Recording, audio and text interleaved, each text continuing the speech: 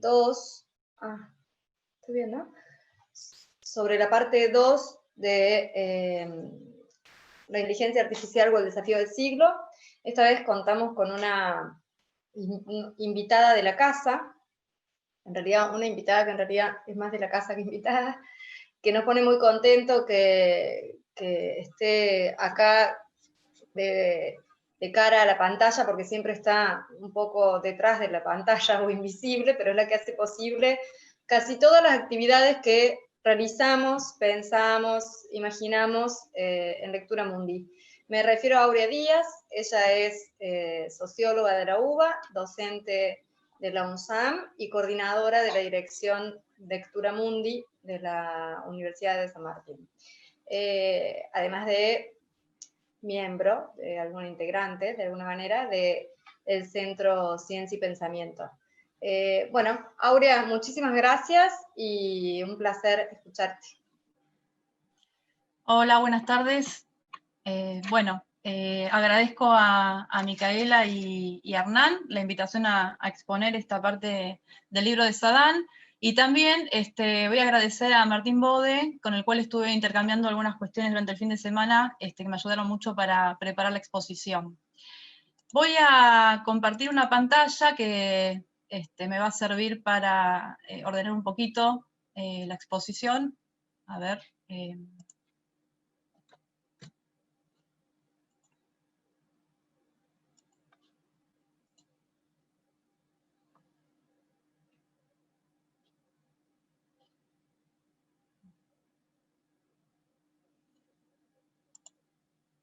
¿Se ve? ¿Se está viendo? Sí, perfecto. A ver.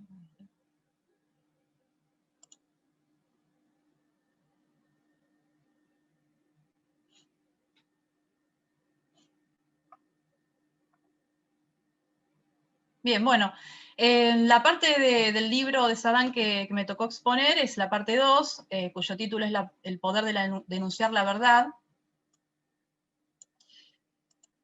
En esta parte, Saddam plantea la emergencia de una aletheia algorítmica que habría tenido lugar a fines de los años 2000, ¿no? La palabra aletheia es una palabra griega que se traduce o que significa verdad, desocultamiento, develamiento o manifestación de la realidad de los fenómenos más allá de sus apariencias. Para Saddam, el origen de esta aletheia algorítmica está vinculado con un cambio de estatuto de las tecnologías digitales. Estas tecnologías empiezan a convertirse en sistemas a los que se los dota del poder de enunciar la verdad. Y eso va a dar lugar a el surgimiento de un nuevo régimen de verdad, del que se va a ocupar en todas las partes de la parte 2.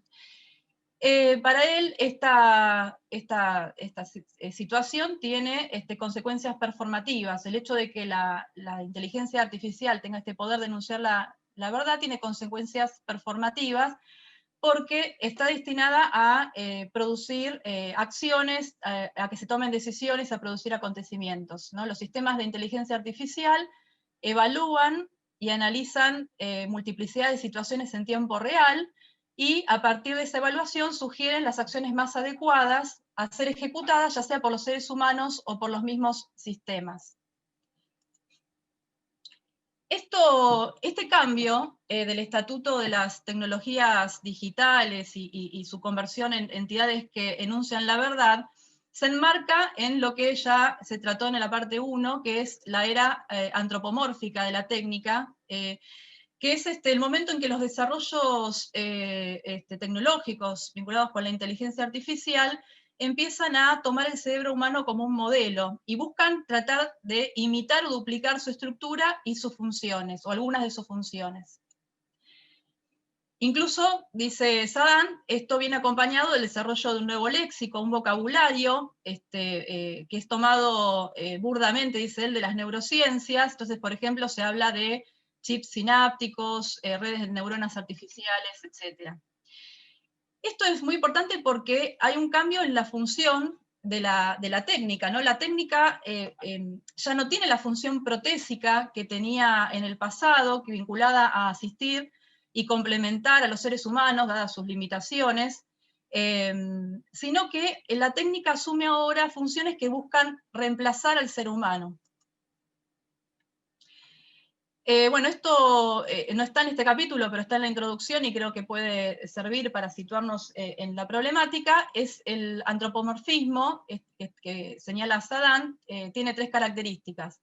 Por un lado es un antropomorfismo aumentado, extremo radical, porque si bien el modelo es el cerebro humano, ¿sí?, y sus capacidades cognitivas, los desarrollos de la inteligencia artificial que se basan en esta imitación o duplicación, buscan ser más rápidos, eficaces y fiables que su modelo, o sea, buscan superarlo.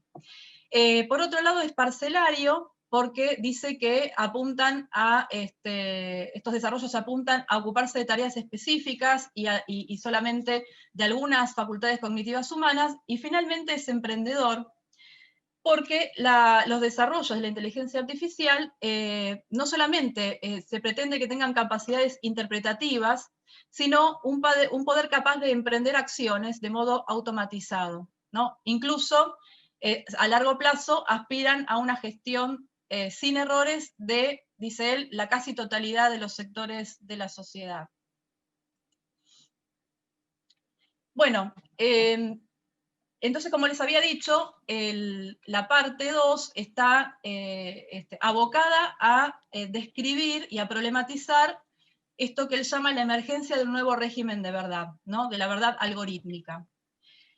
Si bien no lo dice, no lo explicita, el concepto de régimen de verdad proviene de Foucault, ¿no?, y aquí yo traje una cita para poder definirlo. Foucault dice: cada sociedad tiene su régimen de verdad, su política general de la verdad, es decir, los tipos de discursos que ella acoge y hace funcionar como verdaderos, los mecanismos y las instancias que permiten distinguir los enunciados, verdaderos o falsos, la manera de sancionar unos y otros, las técnicas y los procedimientos que son valorizados para la obtención de la verdad, el estatuto de aquellos encargados de decir qué es lo que funciona como verdadero. Este régimen de verdad, o este nuevo régimen de verdad que instala la inteligencia artificial, tiene 5 características, dice Saddam. Por un lado, tiene una especie de vocación expansionista y totalizante. ¿Sí? No lo dice de esa manera, lo estoy resumiendo, ¿no? Pero, porque dice, está destinado a relacionarse con la casi totalidad de los asuntos humanos y a ejercerse en todo tiempo y lugar. La segunda característica es que supone una lógica reduccionista, una lógica de reducción a la unidad, que elimina toda pluralidad o diversidad, ¿no? Él lo dice de esta manera: proviene de una fuente única, eliminando el principio de una aprehensión plural de las cosas. La tercera característica es una lógica de la inmediatez. La inteligencia artificial se inscribe en una lógica de tiempo real, ¿no? Analiza, revela estados y situaciones en tiempo real e impulsa a actuar también en el menor tiempo posible, ¿no? Deslegitimando y desplazando el tiempo necesario para el análisis humano.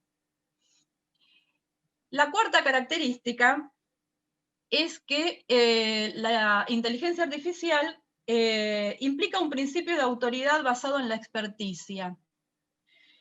A la inteligencia artificial se le atribuye un estatuto de autoridad que está fundamentado en su eficacia, una eficacia que aumenta sin cesar, y que por esa razón impide toda posibilidad de contradicción u oposición.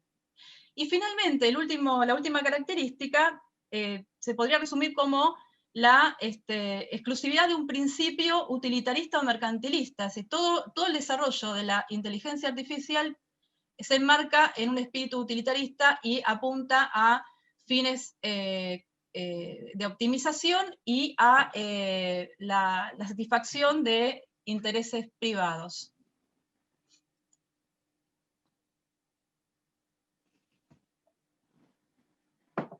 Saddam se mete entonces con la historia de la noción de verdad en Occidente, desde las verdades reveladas del monoteísmo hasta, bueno, todas las concepciones de la verdad filosóficas. Habla de Platón, de Aristóteles, de Tomás de Aquino, de Descartes, y llega después a, bueno, el periodo de las luces y también los postmodernistas, y lo hace para poder distinguir, para poder saber qué es lo que distingue a los regímenes de verdad precedentes en Occidente, ¿sí?, del régimen de verdad que instaura la inteligencia artificial. Y a la conclusión que llega es que en los regímenes anteriores, ¿sí?, la enunciación de la verdad permitía a los sujetos preservar cierto margen de acción y de libertad para sustraerse a su autoridad y para, de alguna manera, poder vincularse con la verdad desde un punto más subjetivo, ¿no?, reapropiarse, negociar o incluso rechazar o oponerse radicalmente. Dice que incluso en el caso de la verdad de los monoteísmos, esto tiene lugar, o tuvo lugar, bueno, aclarando que estos regímenes de verdad para él siguen presentes, no es que han desaparecido, sino que tienden a ser reducidos, ¿no?, por el nuevo, ¿no?, a una mínima expresión, pero siguen estando presentes.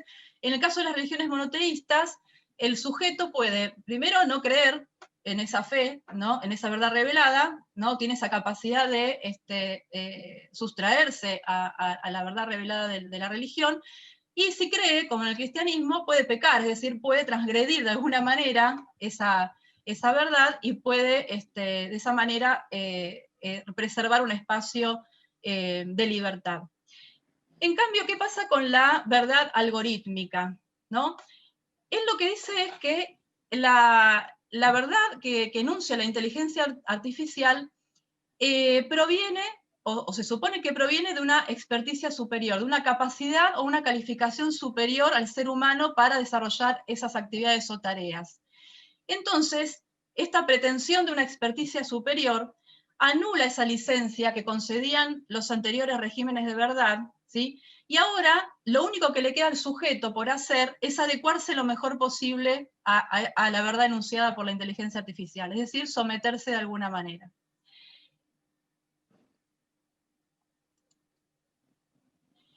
Bueno, ¿cuáles son? No lo hice de esta manera, acá introduje, porque me sugirió, ¿no?, el concepto de legitimidad en Weber, estas reflexiones. No habla de motivos de obediencia, esto es un parafraseo que hago yo de lo que él describe. Pero ¿cuáles serían los motivos de obediencia? ¿Por qué nos sometemos, según Sagan, a los enunciados de la inteligencia artificial, ¿no?, y dócilmente, sin cuestionar?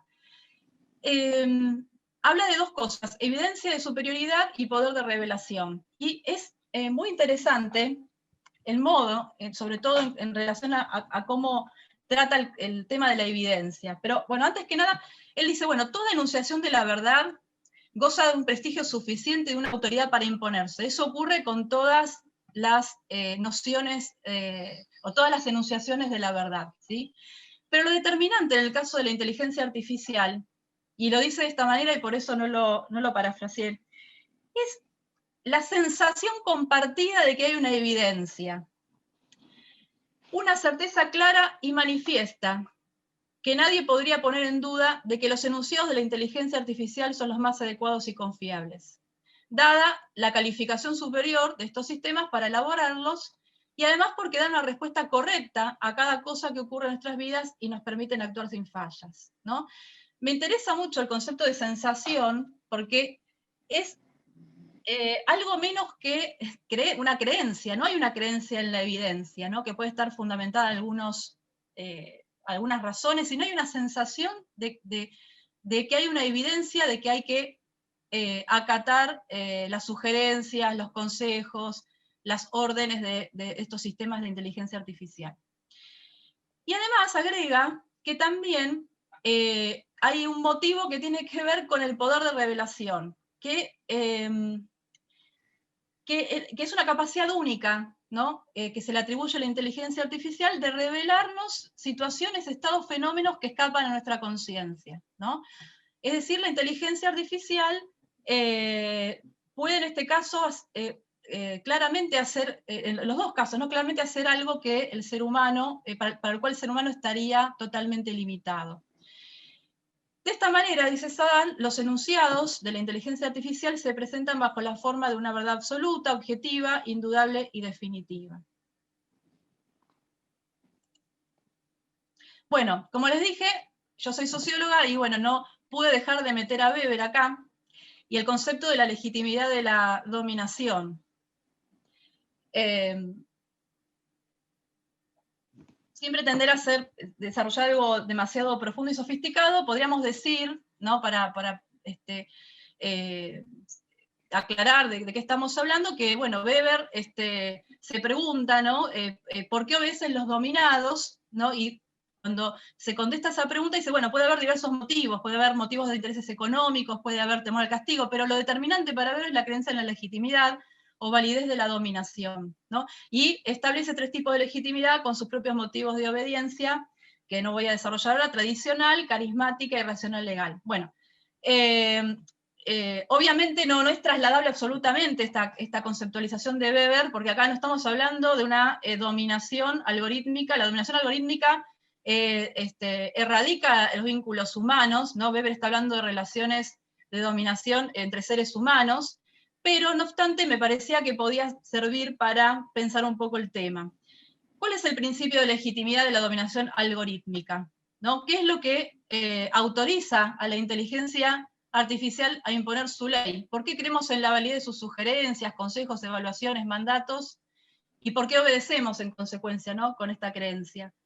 Sagan, como vimos antes, sostiene la evidencia, ¿no? La evidencia de la capacidad superior de la inteligencia artificial como argumento, ¿no? Que aparte no para de crecer, ¿no? La inteligencia artificial aprende, ¿no? Y se perfecciona constantemente.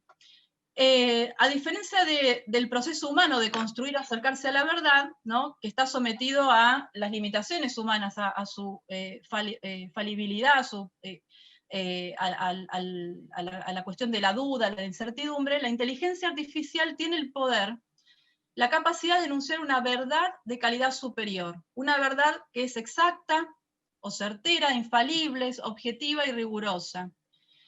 Y esto se debe a la gran capacidad que tiene para evaluar e interpretar situaciones a partir del manejo de una gran cantidad o de un gran volumen de datos, y porque además, a diferencia de que esto el humano no lo podría hacer, pero también porque además, a diferencia del ser humano, puede conocer todas las alternativas posibles de respuesta o de acción y entonces puede elegir la mejor, ¿sí? Entonces, bueno, podríamos tal vez afirmar, esto es una pregunta también, porque me metí con este tema recién ahora, ¿sí? La legitimidad de la dominación algorítmica no reside no solo en la evidencia de la superioridad y demás, sino en la creencia en esa superioridad del procedimiento, ¿no? Por el cual se llega a enunciar la verdad, ¿no? El procedimiento humano de acercarse a la verdad es falible, está sometido a la duda, a la incertidumbre, a la interferencia de valores, creencias, prejuicios, es decir, no es neutral, ¿sí? En cambio, el procedimiento de la inteligencia artificial tiene todas esas virtudes, entre comillas, que no logra la capacidad humana, ¿no? Bueno, Sagan, ¿cómo explica esta evidencia o esta sensación de evidencia, ¿no? De que la inteligencia artificial es superior en sus capacidades y por lo tanto enuncia un tipo de verdad también de calidad superior? Él dice, bueno, esto está relacionado con una doxa que está generalizada, un discurso ideológico que afirma, ¿no? Por un lado, el carácter inevitable y virtuoso de la transformación digital, y por el otro también afirma esta superioridad de la inteligencia artificial sobre la inteligencia humana. Y bueno, y menciona o afirma todas las ventajas y beneficios que seguir a la inteligencia artificial, sus consejos, sus evaluaciones, interpretaciones de la realidad o sus sugerencias de acción puede tener para los seres humanos y para la sociedad en general. No me voy a meter demasiado con esto, pero esto, dice él, esta doxa promueve un entusiasmo exacerbado y acrítico en relación a las transformaciones digitales, un estado narcótico, dice él, que es la gran narcosis de la época. Y tiene como voceros, o sea, ¿cuáles son los intelectuales más, digamos, que hacen mejor la propaganda de esta doxa? Bueno, son los empresarios de las empresas, las startups, los emprendedores, ¿sí? los empresarios que se presentan como revolucionarios de nuestro tiempo. Pero es importante para él decir que esto ha penetrado, este discurso ha penetrado también en el campo académico-científico y en el campo político, ¿no? Y en la sociedad entera.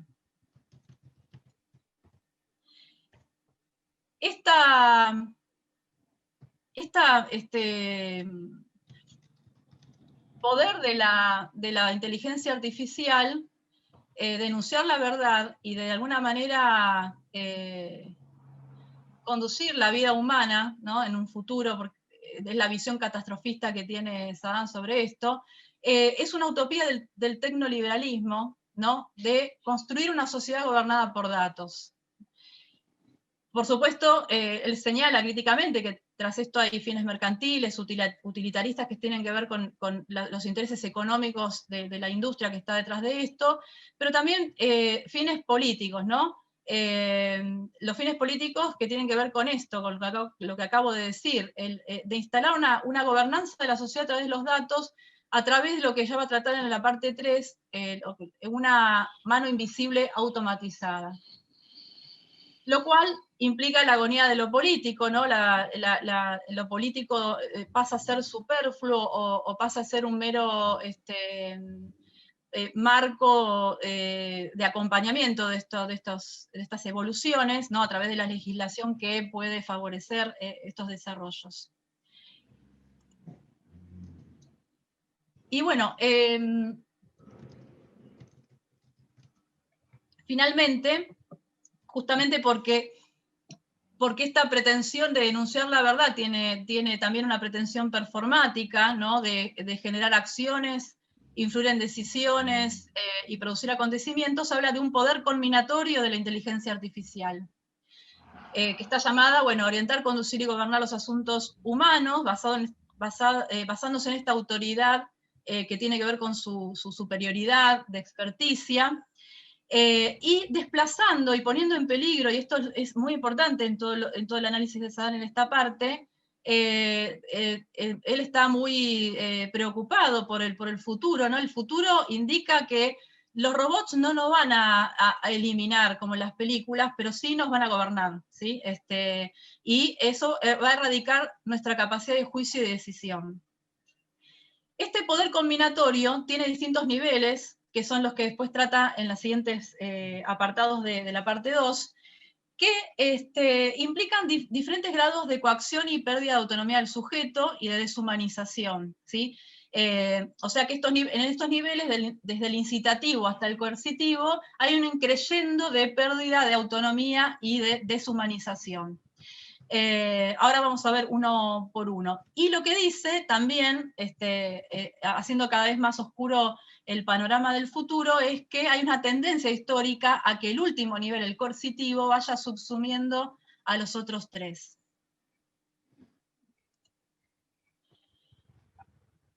El primero, como vimos recién, es el estadio incitativo de la verdad. Bueno, puse tal cual lo dice el título de esta parte. Tiene que ver con el conjunto de dispositivos y aplicaciones que están destinadas a realizar un acompañamiento del individuo, ¿no? Ofreciendo ya sea información, respondiendo preguntas, dando consejos, ¿no? De alguna manera son dispositivos y aplicaciones que están a nuestro servicio, ¿no? Para ocuparse de nuestro bienestar, de nuestro cuidado, o para aligerarnos la vida, ¿no? Ahí desarrollo en ese apartado algunos ejemplos. Uno de ellos es todo lo que es el teléfono móvil y sus aplicaciones, ¿no? Puntualmente le interesan las aplicaciones que se llaman asistentes digitales personales, como Siri o Bixby, que son esos interlocutores con los que podemos hablar, ¿no? Y le podemos pedir algunas cosas, ¿no? Y que funcionan como una especie de compañía familiar que están ahí todo el tiempo a nuestro servicio de manera solícita para resolver nuestros problemas, armarnos la agenda, encontrar ubicaciones de algún lugar que estamos buscando. Bueno, todos los conocemos ya. Yo no lo uso porque me resulta muy molesto, pero están presentes en los teléfonos celulares. También incluye en esta categoría todas las aplicaciones que ahora para mí proliferaron un montón con la pandemia, que son todos esos coach para hacer dieta, para hacer ejercicio, para hacer yoga, para alimentarse bien. Eso cada vez está más presente en nuestra vida. También incluye en esta categoría de la verdad incitativa o del nivel incitativo a los chatbots, ¿no? Que son estas aplicaciones conversacionales, ¿no? Que simulan ser personas, ¿no? Simulan ser personas y tienen la capacidad de mantener conversaciones fluidas y también nos aportan información, nos dan recomendaciones y algunas de ellas incluso hacen algunas transacciones. Y también, por último, están incluidas en esta categoría los asistentes hogareños. Le puse este nombre para hablar en términos generales, ¿no? Él no lo dice así, pero son dispositivos que están en el hogar, ¿no? Que están que ya comparten con nosotros. Hay como un ruido, no sé, alguien tiene el micrófono.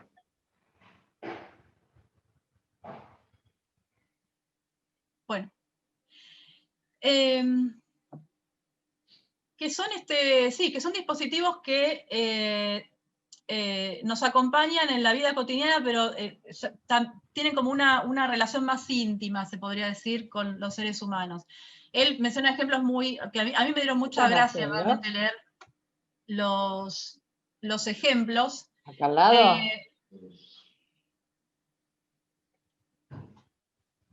No sé, no puedo operar yo el Zoom como para apagar el micrófono de esa persona que está interfiriendo.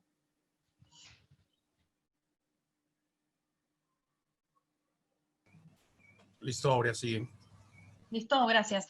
Bueno, acá habla por ejemplo, del coach del sueño, ¿no? Que es un dispositivo que uno se coloca para dormir y que va monitoreando el sueño y además va generando sonidos para que uno pueda alcanzar un sueño profundo, o tiene un despertar inteligente, te despierta a una hora que el dispositivo entendió que ya cumpliste con tus horas de sueño. No es una hora fija todos los días, sino que depende de la evolución de tu descanso. Después, bueno, un dispositivo o una aplicación que es Hecho Look, que es para un asistente de vestuario, es decir, que te dice lo que tenés que poner por día o te dice qué es lo que te falta en el guardarropa y tenés que comprar. Y después los que llamados robots sociales, que son robots con forma humana o de alguna manera parecidos al ser humano, que interactúan también con el ser humano y están a su servicio en la vida privada. Bueno, ¿cuáles son las ventajas y desventajas de esto? Bueno, él habla por un lado, de estas tecnologías en particular, hay un grado de hiperpersonalización del vínculo y de respuestas que puede ser positivo, ¿no? Porque se ajustan a nuestras necesidades, facilitan de alguna manera la vida cotidiana, pero bueno, esto no es gratuito, ¿no? Invade nuestra vida privada y nuestra intimidad, y toman datos nuestros para conocernos a fondo, y son datos que después se utilizan en investigaciones en lo que él llama, por ejemplo, la rama de la informática emocional. Y por otro lado, ejercen una especie de tutela o de gobierno sobre nuestra vida, se convierten, dicen, directores de conciencia, y finalmente esa entrega a que ellos nos cuiden o de alguna manera nos tutelen, tiene como negativo que entregamos nuestra capacidad de tomar decisiones, ¿no? Y hacernos responsables de nuestro destino, es decir, lo que él llama la sal de la vida, ¿no? Se pierde la sal de la vida si nosotros nos entregamos completamente a estas tecnologías. El estadio imperativo de la verdad está relacionado con el conjunto de dispositivos y sistemas que asisten a la toma de decisiones, o directamente algunos las toman, e incluso algunos las ejecutan. Estos sistemas hacen una evaluación de la situación a partir de mediciones algorítmicas objetivas y establecen cursos de acción que son, en teoría, los más convenientes. De esta manera, lo que se busca con estos sistemas es erradicar la intervención de elementos subjetivos, ¿no? Y por sobre todo, la incertidumbre y la duda, que está siempre presente en la toma de decisiones humanas, y minimizar errores y riesgos, ¿no? El objetivo es conseguir entonces evaluaciones y decisiones más certeras, más adecuadas, más eficientes. Ejemplos. Los ejemplos, bueno, por empezar, sistemas que usan las grandes empresas, son llamados cognitivos, como Watson, de IBM, que hacen estas funciones de interpretar situaciones y sugerir cursos de acción que a veces son ejecutados por los humanos o los sistemas mismos los ejecutan. Y los ejemplos concretos son los programas que usan los bancos para seleccionar a quién van a otorgar un préstamo, ¿no? Son programas que indican los riesgos o la capacidad de solvencia del solicitante. Las empresas de reclutamiento de personal, también para seleccionar postulantes, ahí utilizan lo que él llama agentes conversacionales para las entrevistas, ¿no? Las entrevistas participan en estos dispositivos, analizan el discurso, analizan los movimientos de la persona y hacen test de motivación, personalidad, inteligencia emocional y en definitiva para decidir si esa persona es elegible o no. En el sistema educativo también ve él, creo que en Francia, el avance de este tipo de tecnologías, plataformas que permiten hacer diagnósticos cognitivos y de intereses de los estudiantes, que les sirvan a los profesores para después customizar sus cursos, ¿no? Adaptarlos y hacerlos a los estudiantes y hacerlos más personalizados. Y finalmente, en el sistema judicial en los Estados Unidos hay jueces, dice que usan protocolos que les permiten estimar las probabilidades de reincidencia de un acusado, los riesgos de dejar libre a alguien mientras se hace el juicio en relación a si puede escapar, si puede cometer otro delito. Ventajas y desventajas. Bueno, obviamente agilizan las operaciones, mejoran algunos procesos, pero bueno, entre los riesgos está la posibilidad de la inserción cuando se programan estos dispositivos de sesgos y de discriminación, ¿no? De que, por ejemplo, en la selección de personal se favorezcan perfiles que tienen que ver con privilegiar determinadas condiciones de género o étnicas, ¿sí? O sociales. En el caso de la justicia dice vulneran el derecho de defensa, porque la palabra del acusado acá no tiene lugar, ¿no? Y también el beneficio de la duda y el principio de la singularidad de cada caso, ¿no? En el caso de la educación, dice que atenta con la misión de hacer progresar a los estudiantes, si es que la educación hace eso, ¿no? Y lo que hace es hacer preservar a los estudiantes sus características, ¿no? Ofreciéndoles alternativas. Y finalmente, en general, hay un empobrecimiento de las decisiones tomadas a través de estos sistemas, porque toda la complejidad de lo real, ¿no? De las situaciones y la pluralidad de intereses y de subjetividades que están en juego, se queda reducido a un solo principio y a una única opción que es excluyente de todas las demás. El siguiente estadio que desarrolla es el prescriptivo, ¿no? Y acá es el caso que estudia para hablar de esto es lo que está ocurriendo en la medicina, en la práctica médica. Aparecen dispositivos como Watson de IBM que se dedican a recolectar y analizar datos a partir de las historias clínicas de los pacientes, analizan la evolución de una enfermedad, si los medicamentos y los tratamientos funcionaron, qué consecuencias o efectos secundarios tuvieron, ¿no? Y eso lo hacen a través de dispositivos conectados como smartphones, brazaletes, espejos, balanzas, etc. Estos sistemas también dan un salto y establecen diagnósticos, identifican patologías, ¿no? Y lo que le preocupa más a Sadán es la tercera. Establecen prescripciones de terapias y tratamientos médicos, es decir, te recomiendan medicamentos, te recomiendan algún tratamiento a realizar para curar la enfermedad. Otro ejemplo es la aparición de unos también dispositivos que tienden a desarrollar unas como una especie de consultorio online, consultorio médico online, ¿sí?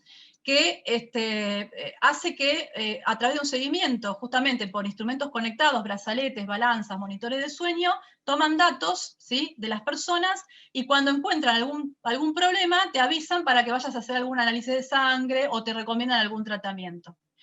¿Cuál es el problema de esto?, dice Saddam, lo más grave de estos dispositivos, es que aspiran a saltarse la fase de la consulta médica, o sea, aspiran a que los médicos no tengan nada que decir en el proceso, ¿no?, de la enfermedad o de la curación de una persona. Hacen que la práctica médica se vuelva superflua, ¿no?, y para instaurar un seguimiento continuo de la salud a cambio, bueno, de un abono que uno pagaría por esto. Ventajas y desventajas. Bueno, este diagnóstico automatizado puede tener alguna ventaja, lo del diagnóstico, dice él, ¿no? En algunas circunstancias hay que usarlo con prudencia. Lo que rechaza completamente es la prescripción médica automatizada. Eso para él no hay lugar, no puede tener lugar. Estas industrias digitales están buscando confiscar directamente el campo de la práctica médica, ¿no? Eliminar a los médicos, ¿sí?, y deslegitimar la función, el rol del médico, y también tienen consecuencias también de deslegitimación sobre el sistema de salud, ¿no? Porque ofrecen, digamos, el sistema de salud entendido como el conjunto de las instituciones hospitalarias también, porque ofrecen que uno pueda hacer un seguimiento de su salud sin de una manera supuestamente más eficaz que ir a una consulta médica donde se encuentra por ahí con que no hay turnos, que los hospitales están saturados, o que puede haber una mala atención o fallas médicas, ¿no?, porque los hospitales están sobrepasados. Esto dice, introduce una lógica de la hiperindividualización, ¿no?, en lo que tiene relación con la salud, y una sociedad del contrato en detrimento de un régimen de salud común, ¿no? Y, por supuesto, amplía ya la desigualdad preexistente en este campo, en el sentido de que, obviamente, los sectores más privilegiados de la sociedad van a poder acceder a estos dispositivos, y una parte de la sociedad se va a quedar sin los dispositivos y sin los hospitales que son, ¿no?, que se tienden a reemplazar, o los medios, ¿no?, estas tecnologías tenderían a reemplazar. Bien, finalmente el estadio coercitivo de la verdad, habla de un poder fulminante. Se refiere al conjunto de innovaciones que se dieron desde principios de la segunda década del siglo XXI en las empresas y en las prácticas militares, y que implican directamente la sumisión total de las personas a órdenes que son enunciadas por los sistemas de inteligencia artificial. Habla, bueno, del modelo de la empresa dirigida por datos. Es una empresa que instala sensores, ¿sí?, sobre la totalidad de los eslabones de la cadena de producción, ¿sí?, y esto le permite generar una masa de datos a partir de la cual se interpretan las situaciones en tiempo real y se sugieren, o se dictan, o soplan, utiliza la palabra soplar, al personal las acciones que deben emprender. Dice la palabra soplar porque, por ejemplo, un ejemplo es, creo que está desarrollado por Amazon, pero que todavía no fue implementado, pero está patentado, es un brazalete que se coloca en la mano del operario, y cuando el operario se acerca a un objeto indebido, no el que le había indicado el sistema que tenía que ir a buscar, hace unas vibraciones para decirle por ahí no, ¿no? Frío, frío, caliente, caliente, ¿no? Le va indicando que, ¿no? Y le da la orden de corregir su acción de manera inmediata, ¿no?, de esa manera.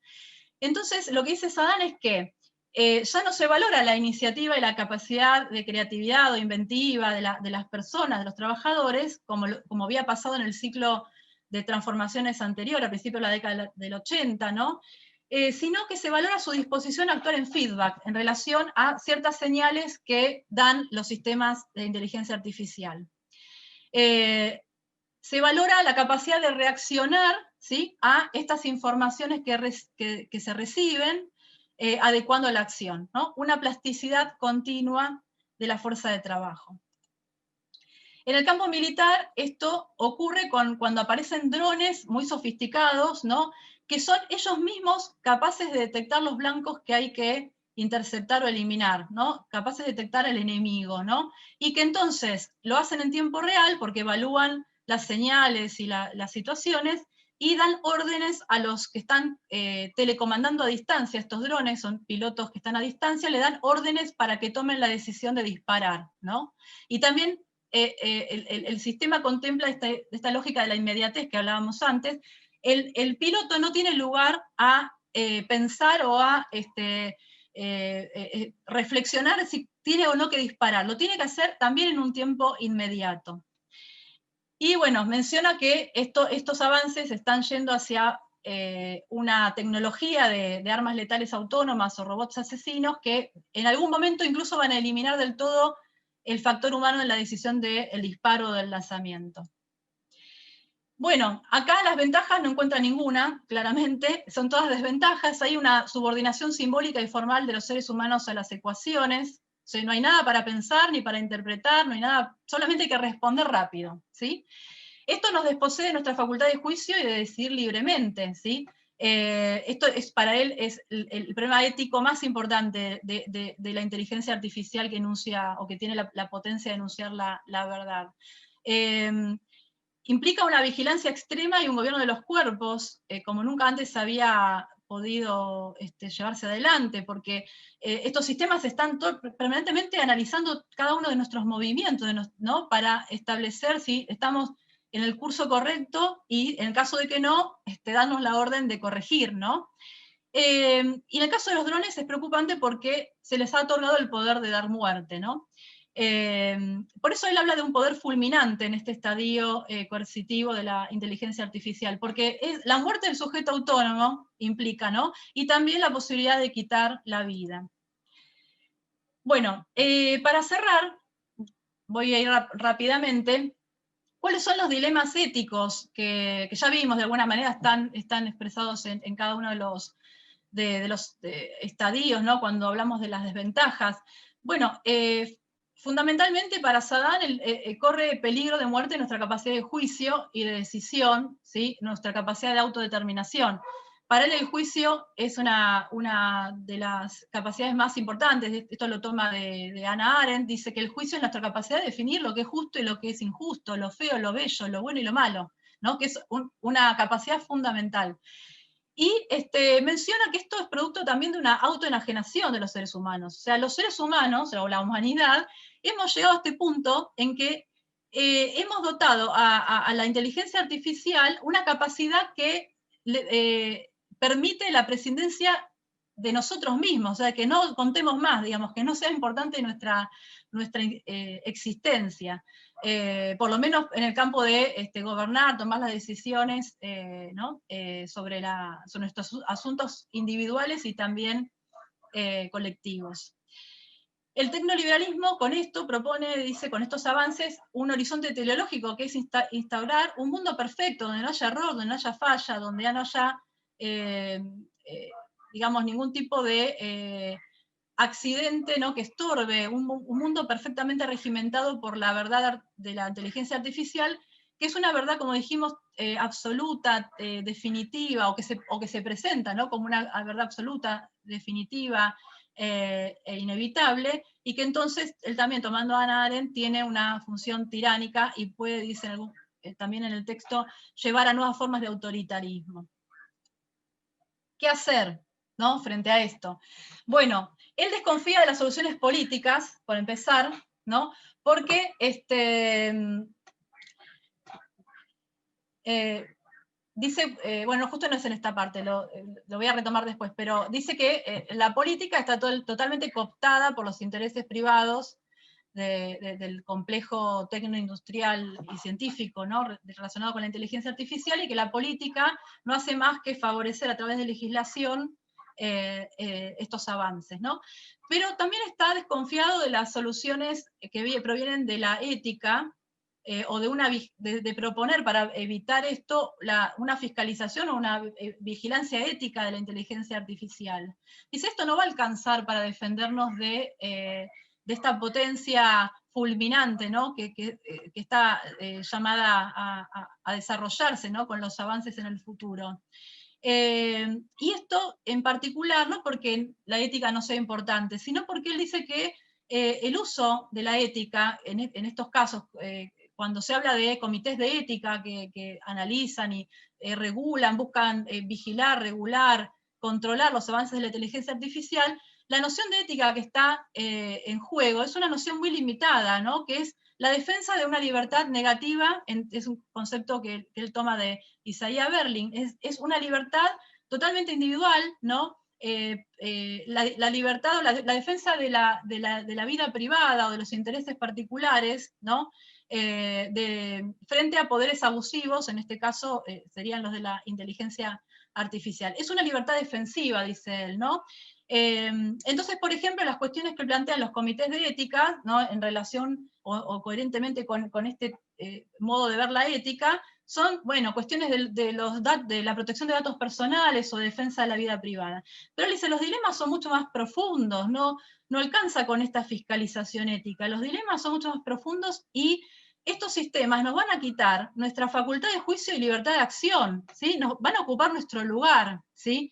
Entonces, en oposición a esta ética de lo personal, lo que hay que desarrollar es una ética de la responsabilidad, dice él, que se preocupe por defender el derecho, del derecho de la autodeterminación de los individuos y de la sociedad.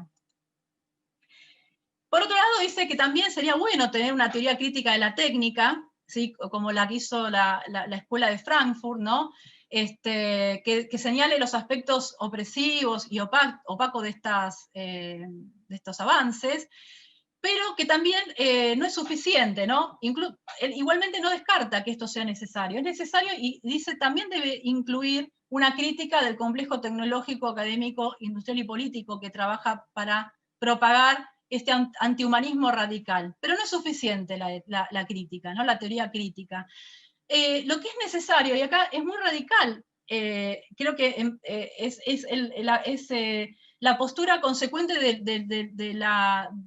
de su mirada tan catastrofista, ¿no? De lo que está pasando, que lo que dice es, finalmente, lo que tenemos que rechazar es este poder decisional de la inteligencia artificial, rechazarlo de cuajo. No es una cuestión de vigilarlo, controlarlo, regularlo, hay que rechazarlo completamente, radicalmente, asumiendo nuestra herencia humanista, ¿no? Y esto es lo que él llama una ética en acto de nuestras convicciones, o una saludable puesta en práctica de una política de legítima defensa. Por otro lado, también agrega, ya con esta pantalla termino, que se trata también de imponer, o de proponer, mejor dicho, que los críticos de estas tecnologías propongan un modo de racionalidad nuevo frente a la racionalidad normativa que está instaurando la inteligencia artificial, ¿no? Que aspira a gobernarnos en todos los ámbitos de la vida, y de una manera, un gobierno que es un gobierno sin error, un gobierno perfecto, ¿no? Como vimos antes, y proponer un modo de racionalidad que abarque, que contemple la pluralidad, ¿no? Que contemple la pluralidad de la vida, digamos, social y humana, y la incertidumbre que es parte fundamental de nuestra vida. Y finalmente, lo que dice, que me pareció re interesante también, es hacer valer otro espíritu de la verdad, ¿no? El espíritu de la verdad que trata de imponer la inteligencia artificial es un espíritu o una noción de la verdad que se asimila o que es asimilada a la exactitud, ¿no? Verdad como exactitud de los datos, ¿no? Que es una verdad de tipo positivista, podríamos decir, pero como el extremo, ¿no? Porque no hay ninguna otra referencia que no sea la adecuación de los hechos, de los datos, ¿no? Y propone entonces reponer la idea de una verdad que no es algo, primero que no es igual a exactitud, ¿no? Que no es algo estable y definitivo, ¿no? Y que implica un acuerdo, ¿no? Una negociación, un acuerdo un acuerdo entre distintas posturas, perspectivas, es decir, que supone también una negociación a partir de la pluralidad, ¿no? De perspectivas, subjetividades, intereses y demás. No, también acá creo yo que está hablando en un sentido arendtiano de la verdad, ¿no? El tema es que no explica cómo hacer esto, ¿no? Él descree los partidos políticos, descree la política, porque cree que la política está sometida al lobbying del tecnoliberalismo, o sea, del complejo tecnoindustrial académico que desarrolla estas tecnologías. No menciona en algún momento la posibilidad de alguna organización o una propuesta política por fuera, digamos, de los partidos políticos o del sistema que conocemos, parlamentario, las elecciones y demás. Y tampoco dice de qué manera, digamos, pareciera que la cuestión pasa por la denuncia, ¿no? La denuncia, la oposición total a estos avances, ¿no? La denuncia radical y la oposición radical a estos avances. Imagino que a través de los medios intelectuales, y no queda claro realmente de qué manera se podría hacer.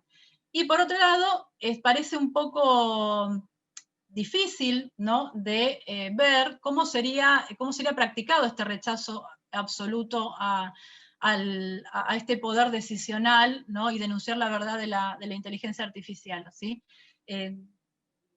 No digo no pienso que la inteligencia artificial no se pueda detener de ninguna manera, o que no estoy diciendo que sea imposible combatir contra su imposición o contra su poder, sino que creo que, bueno, las fuerzas son bastante desequilibradas, ¿no?, entre lo que puede proponer un académico, un intelectual, ¿no?, y lo que este complejo, como él llama, tan importante y tan poderoso, industrial, académico, científico y político. Bueno, dejo por acá.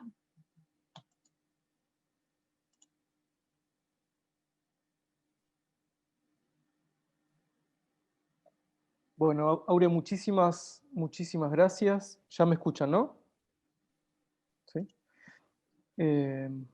Bueno, muy clara tu participación. A mí personalmente me encantó escucharte en este rol, que siempre nos estás ayudando de otras 800.000 formas, y estábamos con Micaela insistiendo mucho en que también ocupes el espacio que mereces académicamente. Bueno, a mí el capítulo me dejó varias preguntas que tendría que hacerle a Saadán, digamos, que las voy a plantear un poco acá en general, pero que en este caso se me abren algunos interrogantes en relación con la forma en la que está puesta este régimen de la verdad, ¿no? Nosotros el año pasado estuvimos leyendo a Marcus Gabriel, ¿no?, en una línea, digamos, semejante en términos de una crítica a la idea de inteligencia artificial como salvífica, digamos, por hacerlo muy resumido. Y Saadán se inscribe, por supuesto, en esa línea. Ahora, en la cuestión de la verdad, me parece que se podría complejizar más de cómo lo está poniendo en este capítulo Saadán. Y me parece que por eso lo traigo a Gabriel, porque me parece que en ese sentido él abre una manera de discutir la cuestión de la verdad que puede ser más saludable para este tipo de crítica, que es no pensar la verdad como una sola, monolítica, sino con distintas declinaciones, es decir, pensar los hechos sociales como interpretables, mientras que hay hechos que no son interpretables. Entonces, socialmente, ¿no? Como una quemadura, bueno, si uno quema una cosa, deja de estar, y eso no es interpretable socialmente, lo que es interpretable socialmente es el resultado de eso, etc., ¿no? Me parece que Saddam reduce todo, es decir, cae en la trampa que marca Gabriel, que es reducirse a un estatuto de verdad planteado por las ciencias naturales, vamos a decir, o por la computación, y no pelear ese estatuto de la verdad desde afuera, sino intentarlo pelear desde adentro. Y ahí es donde él cae en los dilemas éticos de exigirle a los médicos que no usen ciertos programas, digamos. Ahí me parece que se pone un poco más turbia la posibilidad de lucha que está aparentemente planteando Saddam. Es decir, parece que la descripción que hace del fenómeno es muy buena, mientras que la prescripción, la parte, digamos, más, no sé, la acción que él pretende llevar a cabo me parece más desdibujada en ese sentido. Como siempre decimos, aferrado a un tipo de humanismo que no sé, que es más discutible tal vez en este momento. Sí me parece muy interesante eso que resaltaba Aurea en relación a la sensación de verdad, me hacía acordar un poco a la sensación de inseguridad que se discutía en algún momento en Argentina. Hay una sensación de verdad que se instaura y que tiene un efecto, digamos, social concreto, eso sí, tal vez medible, y esa graduación desde la incitación a la coacción sobre la sociedad, ¿no? Ahí también hay tal vez una, digamos, si bien está puesto, está dicho por Saddam, tal vez creo que se podría hacer un poco más de énfasis en que no son los intereses de las máquinas, sino que hay intereses bien concretos detrás de ese gobierno algorítmico o de ese gobierno. Me parecía interesante el ejemplo de la pulsera vibradora, digamos, cuando el empleado pone la mano en un lugar que no corresponde, ya recibe una vibración, una especie de mini electroshock para que modifique su... digo, eso es en el interés de un ahorro de tiempo para Amazon, por ejemplo. Digo, no es que no hay una computadora haciendo incluso en el dron que mata, siempre atrás hay alguna definición previa puesta por humanos. Que si bien eso, digo, de alguna manera Saddam lo reconoce, me parece que en este capítulo no está suficientemente subrayado, para decir algo. Y creo que también, para complementar un poco, me hacía acordar mucho lo que pasó en los 90s, por lo menos en Latinoamérica o en Argentina, que era, primero, un desfinanciamiento sistemático de los servicios públicos para luego establecer una crítica mediática y luego privatizarlos, ¿no? Digamos, el estado de cosas en los que aparece la inteligencia artificial reemplazando humanos tiene que ver también con un estado del mundo, un estado económico del neoliberalismo, no sé. Por ejemplo, en China hay un montón de consultorios semiautomáticos de inteligencia artificial en lugares donde no es accesible hacer un hospital. A mí personalmente no me parece que eso esté mal. Digamos, digo, si la tecnología va a servir a intereses sociales, no necesariamente, digo, me parece que se ve de nuevo una especie de trasfondo tecnofóbico que nubla en algunos puntos el razonamiento que está siguiendo Saddam. Y digo que en ese sentido la justicia, la educación, la salud ya están suficientemente destruidas, la salud, la justicia, la educación pública ya están, digamos, suficientemente destruidas para que sea fácil establecer un régimen en el cual se automaticen esos sistemas para las personas más ricas que no quieren hacer fila en un hospital, contagiarse algo de una persona indigente, haciendo una fila en un hospital, etcétera, ¿no? Digo, esas circunstancias están dadas, me parece. Y bueno, qué sé yo, hago este comentario entonces simplemente para abrir un poco el juego. Me parece que no hay todavía... perdón, Ernest. No, que justo mientras vos hablabas, bueno, primero agradecerte oh, Dios, ya tengo una dislexia. Agradecerte mucho, Au, por tu presentación, que no dudaba que iba a ser así de buena y así de detallista y de sociológica, que está, nada, que son, porque te conozco y porque trabajo con vos, así que te lo agradezco públicamente. Después, solo señalar que también me pareció muy interesante el subrayado que hiciste en relación a los dos términos que usa sintomáticamente Dios Adán cuando reflexiona sobre este nuevo régimen de verdad, que es sensación y evidencia, que son los dos términos que uno podría decir son propios de la teoría de la ideología. O sea, cuál es el efecto ideológico por antonomasia al presentar algo como evidente. Entonces, cuando algo se presenta como evidente, toda duda es neutralizada y de ahí también el efecto performativo, ¿no? O sea, claro, como algo es evidente, uno actúa en función de esa consideración, de esa verdad revelada. O sea, están todos esos conceptos concatenados y aludiendo o sugiriendo la eficacia ideológica profunda que tiene este tipo de dispositivos, ¿no? digo, para abrir otro de los aspectos posibles que están presentes en esta parte tan sociológica del texto. Pero que no quería decir esto, en realidad lo que quería decir es darle la palabra a Juana Servi, que pidió hacer un comentario. Entonces, Juan, habilitate, y después hay algunos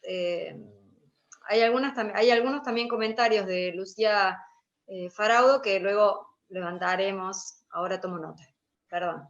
Dale, Juan.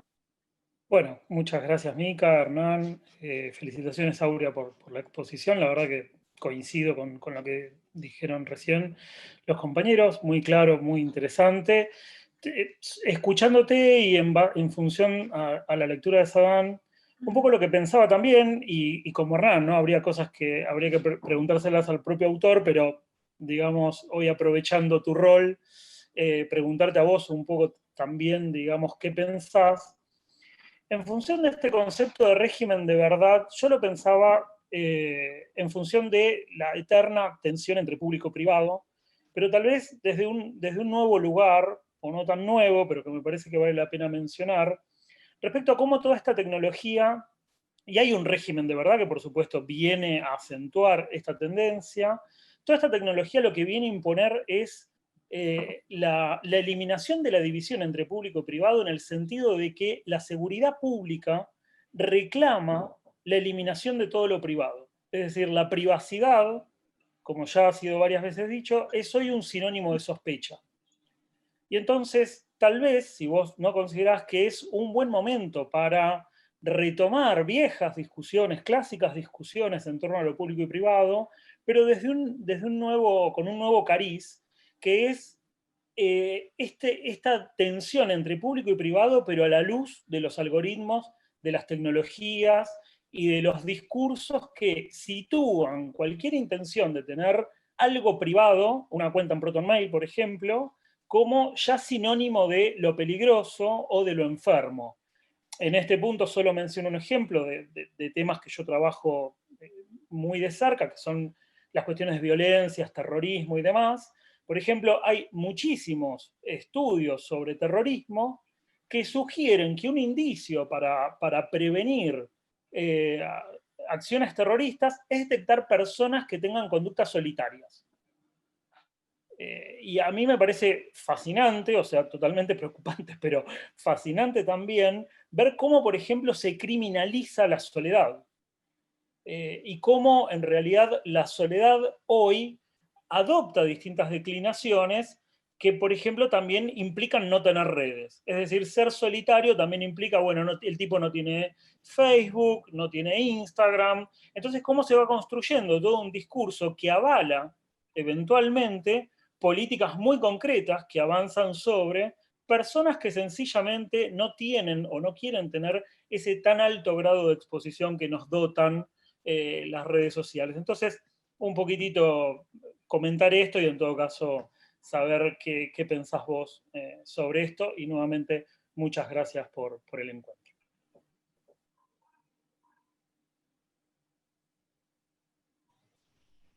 Agrego un comentario de Gastón Becerra que decía, para también tomar, Aurea, si querés, que él traía a colación otra autora que estuvo acá citada en algunos otros encuentros, que es Cathy O'Neill, que afirma que existen algoritmos para las masas. Uy, estoy trabadísima. Algoritmos para las masas y cuidados personalizados para los ricos. Que creo yo que esta sugerencia está dicha, y me parece que Aurea también vos la señalaste leyendo, bueno, en tu interpretación de Sadan, cuando refiere al sistema médico, ¿no? Sistemas médicos de inteligencia artificial súper, digámoslo así, que tienen la pretensión de ser hiperpersonalizados, pero bueno, se trata obviamente de sistemas automatizados y asistencia personalizada para quienes puedan pagarla, ¿no? Bueno, nada, eso. Bueno, hay varios comentarios, no sé y preguntas, no sé si podré responder a todos. Lo primero que, a partir de lo que trajo a colación Hernán, que también lo estuve pensando estos días, a ver, tratar de encontrar como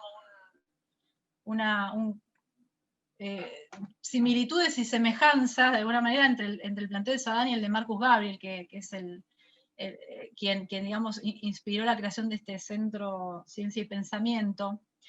Y bueno, Marcus Gabriel, en el libro El sentido del pensamiento, dice, en relación a los críticos de la inteligencia artificial, hay dos grandes categorías: los tecnoprofetas, ¿no?, que son entusiastas y promotores de estos avances, y los tecnocatastrofistas, que son los que ven todo negro y que plantean estas posiciones extremas como la de Saddam. O sea, Saddam se ubicaría en esa categoría, ¿no?, según Gabriel. Y Gabriel lo que plantea ahí es que para él hay que asumir una posición intermedia, ¿no?, entre una cosa y la otra. Y creo que incluso es partidario de una regulación ética de la inteligencia artificial, cosa que Saddam considera que es totalmente ineficaz y superfluo. Y yo creo que se separa en esa posición más intermedia y más prudente, porque no tiene esta visión que afirma, como Saddam, que la inteligencia artificial realmente puede reemplazar al ser humano, ¿no?, en todas sus capacidades. Marcus Gabriel dice que los sistemas de inteligencia artificial no saben y nunca van a poder saber y hacerlo bien pensar. No pueden pensar y nunca lo van a hacer. No, porque el pensamiento para Marcus es una cualidad exclusivamente humana, es un sentido, lo considera como un sentido más, como el olfativo, ¿no?, el sentido de la vista, ¿no?, y que por esa razón incluso necesariamente tiene una encarnación biológica, hay un cuerpo, ¿no? Y eso es imposible que eso ocurra con la inteligencia artificial. Lo que hace la inteligencia artificial es tratar de imitar, ¿no?, de imitar nuestra inteligencia, y por eso incluso se pregunta si realmente es una inteligencia, porque no es inteligente, lo que hace es imitar nuestro modelo de pensamiento, ¿no? Y a partir de ahí, bueno, elabora las conclusiones y las recomendaciones que vimos, que bien desarrolla con los ejemplos Saddam. Entonces, creo que el no catastrofismo y la vía de una regulación ética en Marcus Gabriel tiene que ver justamente con que él no está tan preocupado, ¿no?, porque la inteligencia artificial nos pueda reemplazar, porque para él es prácticamente imposible, ¿no? Eso lo digo en relación al comentario de Hernán, que dice que, bueno, finalmente, porque creo que la crítica de Marcus Gabriel apunta a eso, finalmente, lo que hacen los sistemas de inteligencia artificial es lo que los seres humanos hemos hecho para desarrollar esas tecnologías y para que puedan hacer eso. O sea que la cuestión no está con rechazar el poder decisional de la inteligencia artificial como el monstruo, ¿no?, como dijo Hernán, pensar que las máquinas tienen el interés de gobernarnos y no que hay intereses, ¿no?, humanos por atrás que han llevado a esta situación, ¿no? Entonces, para él es practicable una crítica en este sentido, que para mí es más realizable que la de Saddam, como dije al final. Saddam dice, bueno, hay que rechazar totalmente, ¿no? Dice, los médicos tienen que ser neoluditas, tienen que prácticamente romper las computadoras, ¿no?, rebelarse contra las máquinas, ¿sí? Y bueno, pero eso es políticamente realizable, digamos, eso tiene consecuencias prácticas, o simplemente es un discurso de denuncia y se queda ahí. No, bueno, en Marcus Gabriel creo que hay una alternativa política más clara, más concreta, que tal vez sí sea limitada, como Saddam dice, bueno, la ética de la libertad negativa, que es meramente defensiva, pero probablemente sea algo bueno, que tiene una concreción clara. No sé si dije algo en relación a este tema. Con respecto al tema de la privacidad y como sinónimo de sospecha.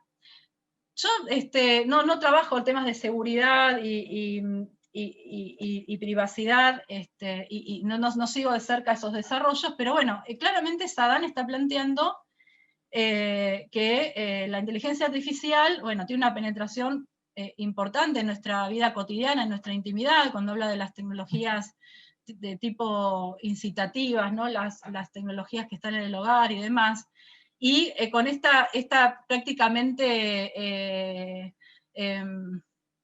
no sé, no encuentro la palabra, pero esta vigilancia que es como estar al acecho del trabajador con el brazalete o con ese tipo de sensores o controles, sí, claramente hay una búsqueda de una confiscación de todos los espacios, no solo de la intimidad, sino la subjetividad en general, ¿no? Los espacios privados. O sea, este trabajador, si quería agarrar el mate para, estoy diciendo un ejemplo, ¿no? Para tomar un mate, no, el brazalete, ese no te dije que vayas a buscar otro, ¿no? Digo, es un chiste, ¿no?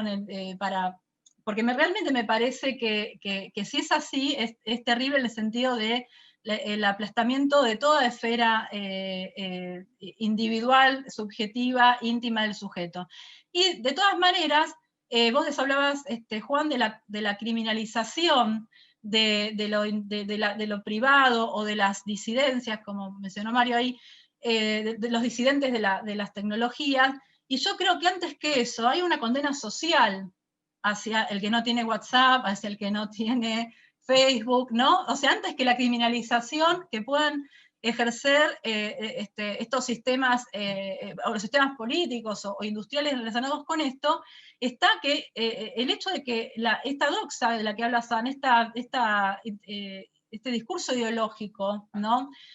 Tan favorable a estos cambios, ha hecho que nosotros mismos no podamos aceptar que tengamos amigos que no usan WhatsApp y que nos genera una gran incomodidad porque pareciera que no nos podemos comunicar sino con esas personas, ¿no? O que no podamos verlos en Facebook y saber de su vida privada y las fotos de las vacaciones y demás. Entonces creo que ahí hay una cuestión realmente importante que bueno, no sé si pude responder. Me gustaría escucharte a vos, que sos el que trabaja estos temas. ¿Qué opinás?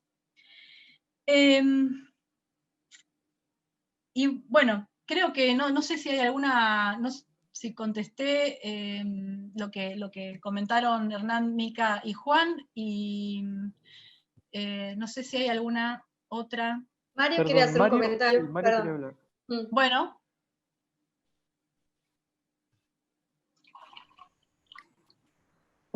¿Cómo están? Bueno, gracias, Aurea, por la ordenada y minuciosa exposición. Una reflexión, hace muchos años, yo creo que era el año 84, 85, en un ámbito que se llamaba el Club de Cultura Socialista, acá en Buenos Aires, que era una especie de ámbito en donde se reunían los pensadores de la izquierda que habían quedado, algunos de ellos en lo que se llamó la cultura de catacumbas en la época de la dictadura. Fue el ámbito donde se produjo una extraordinaria publicación que se llamaba Punto de Vista, una publicación de tipo cultural, político-cultural, intelectual, y aquellos que regresaban del exilio, fundamentalmente mexicano, para decir algunos nombres, seguramente muchos de ustedes los conocen, no sé, Beatriz Arlo, pero también Pancho Aricó, Portantiero, ¿no? Todo eso además en un contexto que era el contexto de la crisis del socialismo real, que era una crisis que venía antes que lo que luego ocurrió o devino post caída del muro de Berlín, digamos, ¿no? O que estaba anunciando un desenlace como el que luego se vio en el crash, en la crisis definitiva del modelo soviético, ¿no? En esa época, Eliseo Verón, que estaba en Francia y que creo que había ya desarrollado parte de sus competencias profesionales trabajando para la empresa Renault, hizo una exposición que se llamaba Democracia Audiovisual. Y Verón planteaba ahí lo que diríamos la prehistoria de la tecnofilia, diría hoy yo, ¿no? Piensen que estamos en los 80, o sea, no hay no hay internet, no hay nada de esto que estamos hablando ahora, era un dato, pero básicamente estaba la idea de la construcción de un nuevo tipo de ciudadanía que tenía que ver con el fenómeno audiovisual. Y la tesis de Verón, que luego está presente en alguna de sus publicaciones, era que lo que luego además tuvo mucho auge. Por otro lado, nosotros tenemos amigos que participaron de ese boom, digamos, del carácter democrático de las redes, anticipaba ahí un fundamento más teórico, que era el tipo de vínculo y el tipo de construcción subjetiva que suponía la relación con la preeminencia del mundo audiovisual. En un sentido claramente positivo, en un sentido claramente de progreso, digamos, ¿no? Incluso él hacía una suerte de analogía con el vínculo, el tipo de vínculo con la figura materna. Digo, para de paso incitarlo a Facundo a que explaye su tesis, ¿no? Digo esto porque uno podía ver en ese núcleo de pensadores de la izquierda, digamos, que quedaban huérfanos de la crisis del socialismo, de la idea socialista, un comienzo de una cierta fascinación por nuevos enfoques que empezaban a abandonar, de alguna manera, las premisas de un pensamiento igualitario, por decirlo de una manera exageradamente genérica, digamos, ¿no? Por utilizar la palabra igualitario como el antecedente fundamental de cualquier pensamiento de izquierda o socialista o lo que fuera.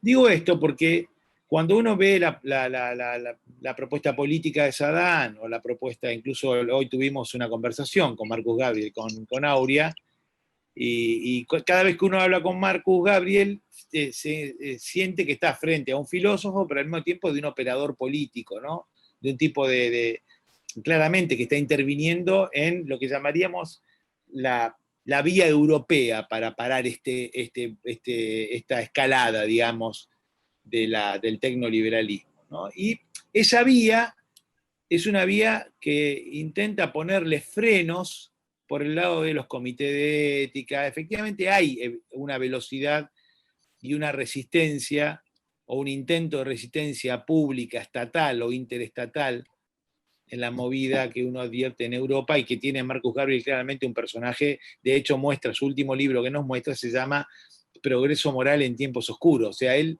hace una apuesta claramente en esa dirección, ¿sí?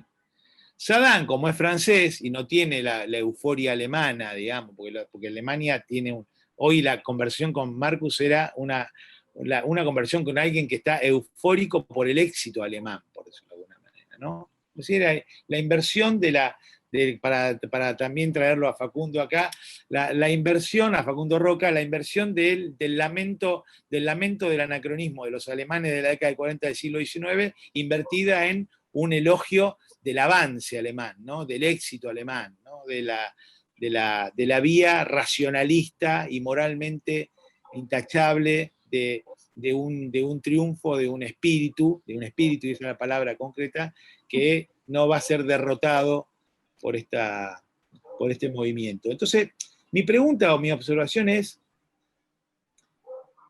si hay, nosotros estamos ahora terminando de editar un suplemento para la revista del libro, y entonces sobre el tema de las nuevas formas de autoritarismo, y obviamente esas nuevas formas de autoritarismo tienen en la política de redes y en todo este tipo de movimientos que ponen el centro, incluso en la lógica algorítmica, una fuente extraordinaria, digamos, ¿no? Es impensable la nueva derecha radical europea sin Steve Bannon y sin todo lo que es la parafernalia algorítmica que eso supone, ¿no?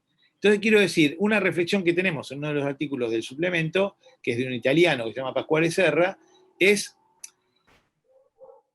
dice, voy a hacer una síntesis quizás que no le haga justicia a su reflexión, pero él dice, al final la nueva derecha o la derecha radical no tiene destino de permanencia porque tiene un problema con la subjetividad colectiva que evoca. O sea, como la interpelación que hace la nueva derecha en clave incluso tecnolibertaria es una interpelación al individuo y nunca una subjetividad colectiva, lo que va a pasar es que no va a durar, dice, incluso usando la expresión italiana, ¿no? Al final no permanece, porque lo que permanece desde el punto de vista político son movimientos que hacen algún tipo de interpelación a sujetos de carácter colectivo. Bueno, en todo caso hay un optimismo de Pascual Serra ahí, que me parece válido, pero es un optimismo al fin. Pero dice después, al final, pero hay un problema.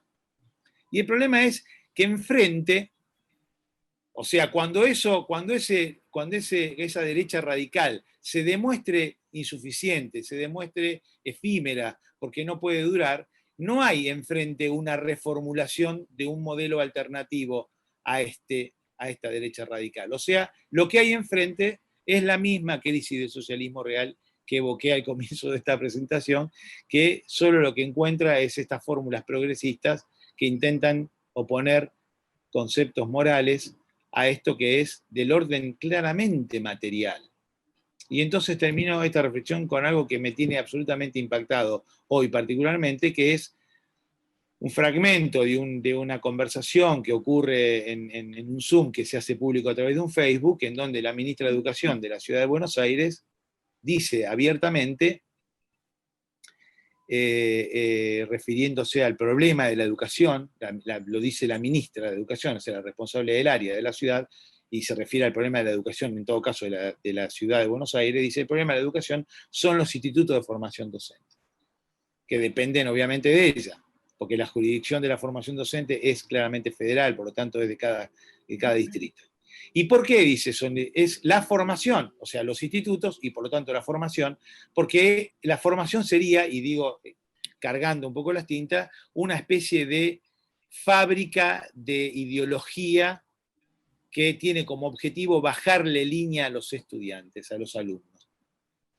Entonces dice, el problema sonían dos los problemas. Por un lado, esta fábrica de ideología que termina teniendo como objetivo bajarle línea, o sea, construir subjetividad política en los estudiantes, y lo otro es quiénes son los que optan por la carrera docente, el segundo problema, que son militantes que quieren hacer ese trabajo luego en la educación pública. Y entonces, ¿cuál es la llave que encuentra para desmontar la chica, esta Soledad Acuña, para desmontar este nefasto procedimiento de bajada de línea? Primero dice, ahora que tenemos el Zoom, podemos ver lo que ellos dicen en las aulas. O sea, podemos controlarlos. Así como un amigo mío hoy, titular de cátedra, me dijo, por primera vez entiendo las cosas que hacen los profesores en los cursos de mi cátedra, ¿no? O sea, el control sobre la mayor o menor preparación de las clases.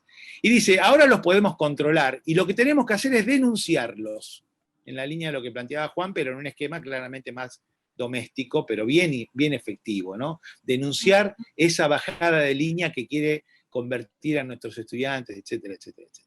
Yo digo, bueno, evidentemente hay un problema de orden político, ¿no? Que es aquel problema de orden político frente al que evidentemente nos parecen insuficientes, tanto la vía testimonial, si quieren, por decir una palabra pobre, digamos, de Saddam, o la línea esperanzadora de que el iluminismo, finalmente la ilustración europea va a poder con todo esto porque no van a poder reemplazar nuestra cualidad antropológica de pensar, etcétera, etcétera.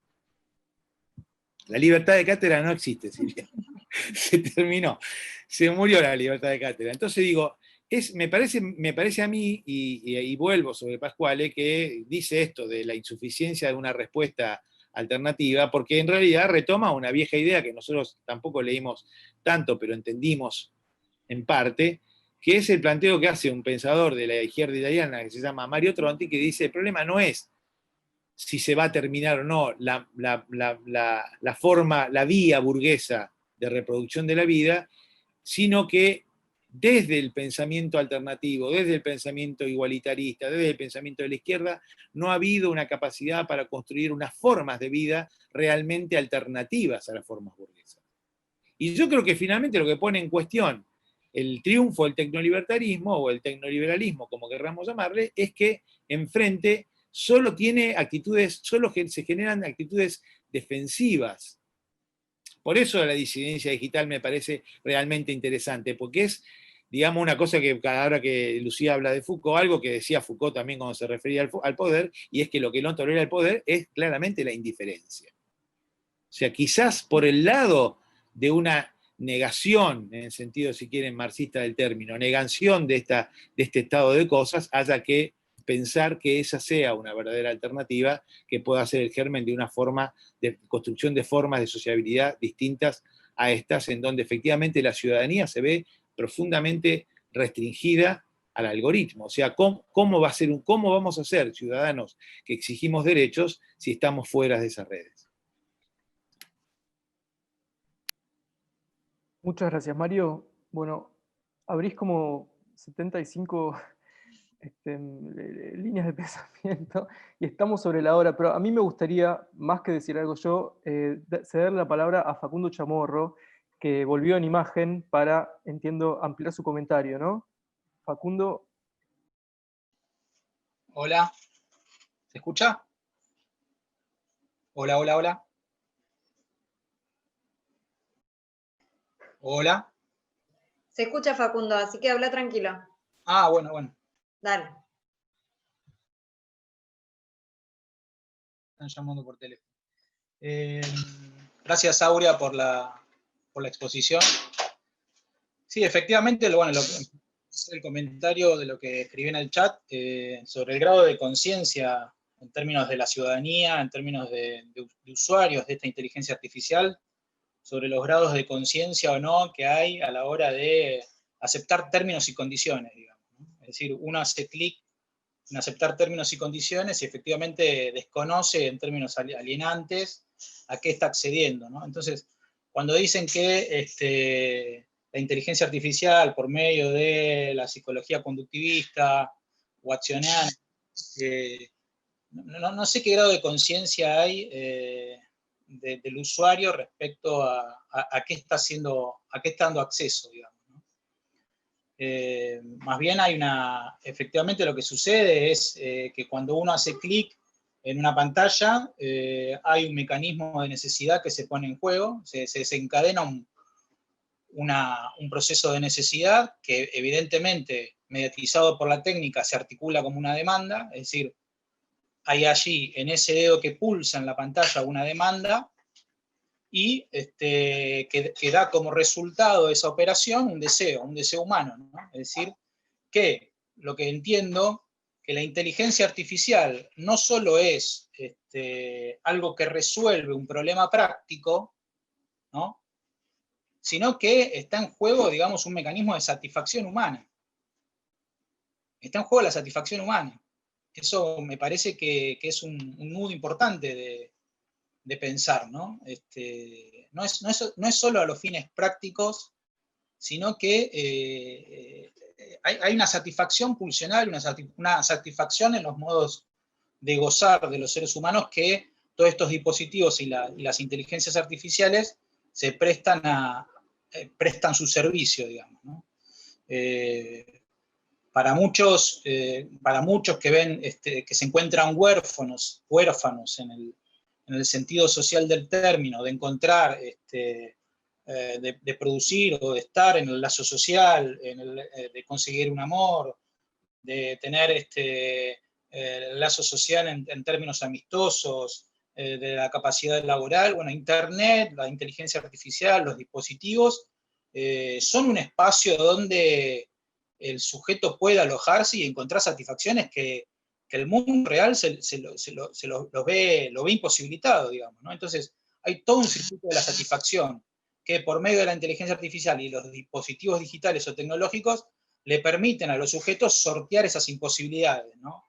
Entonces me parece que ahí está un poco la facultad, la competencia, la sabiduría, la capacidad tan veloz que tiene la inteligencia artificial de desarrollarse a una velocidad increíble, ¿no? Porque antes parecía como que la fuerza era constante, ahora va en aumento la fuerza, ¿no? Y es algo que tiene la inteligencia artificial como capacidad, como virtud, que es la velocidad de dar respuesta y satisfacción a los sujetos, ¿no?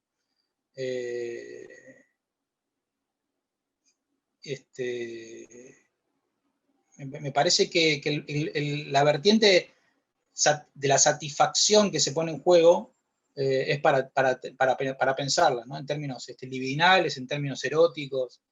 Es Internet, la inteligencia artificial, los dispositivos son un espacio de realización para mucha gente. Sintomáticamente, cada uno hace un uso sintomático, evidentemente, de la inteligencia artificial, de los dispositivos, pero son, en definitiva, espacios de realización para muchas personas. Sí, ¿vos terminaste, Facundo? Sí. No, me parece que es un tema fundamental, digamos. Ahí creo que sería importante volver sobre la diferencia, la distancia entre goce y placer, digamos, porque lo que hay sí es una digamos, realización permanente del goce, ¿no? De un principio de goce. Digamos, la máquina que genera Internet es esa. Me parece, en mi opinión, es muy fundamental poner este debate al lado de los demás.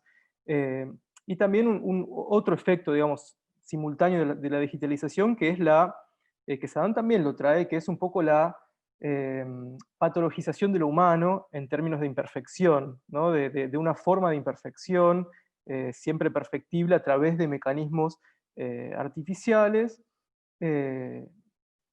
que da esa especie de esperanza, digamos, de potencial arreglo final,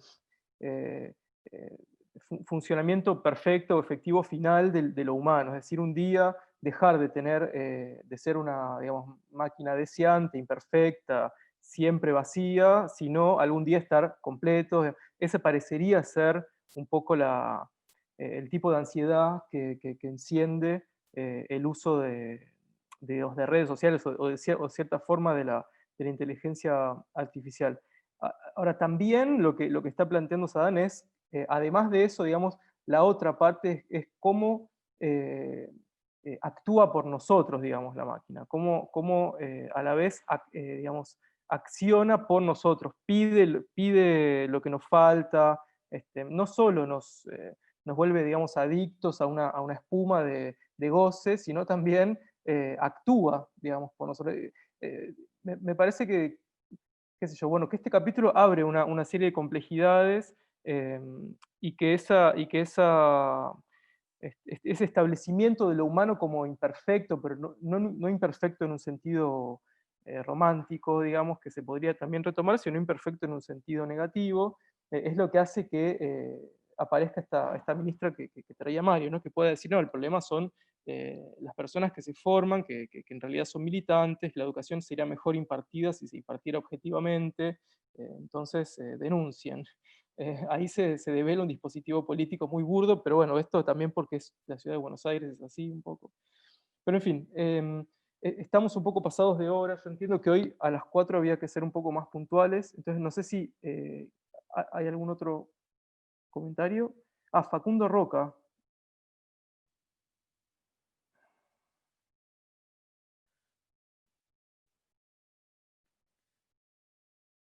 A ver, Facundo, ¿querés tomar la palabra? Sí, lo estaba poniendo por escrito para no tomar más tiempo, pero me había quedado pensando un poco en el contrapunto que se armaba con las preguntas y en algo que me venía llamando la atención del libro de Saddam, y un poco lo que intenté plantear el encuentro pasado es eso, digamos. Me parece que algo del diagnóstico es útil, ¿no? Esto de prestar atención a los problemas y a los riesgos que se abren con estas tecnologías. Me parece que la pregunta que nos vuelve todo el tiempo es, bueno, ¿hay una alternativa al simple rechazo, ¿no? Como esto que decía Marcos, esto que contraproponemos o qué otras alternativas hay que no sean aceptar el entusiasmo de esos dispositivos o rechazarlos de plano. Y ahí me parece que hay un poco, bueno, lo de Cathy O'Neil también, hay incluso en el mundo de la inteligencia artificial o el mundo tech, muchos intentos de pensar estas alternativas, digamos, que pasan por pensar nuevas formas de diseño, rediseño, refuncionalización y resistencia que no sea simplemente neoludismo, como nos propone Saddam. Eso, ¿no? Para no hacerla larga, pero me parece que es lo que vamos a seguir discutiendo. Sí. Sí, definitivamente. Bueno, tenemos que cerrar el Zoom por varias razones operativas y personales, así que bueno, les agradecemos muchísimo, perdón por el cierre abrupto, creo que justo es un encuentro que ha dado bastantes puntos para seguir pensando, y nos vemos recién en 15 días, así que podemos pensar bastante. Nos vemos en 15 días con Germán Galino, ya entrando en el final de los encuentros. Bueno, muchísimas gracias, Aurea, y gracias a todo el mundo.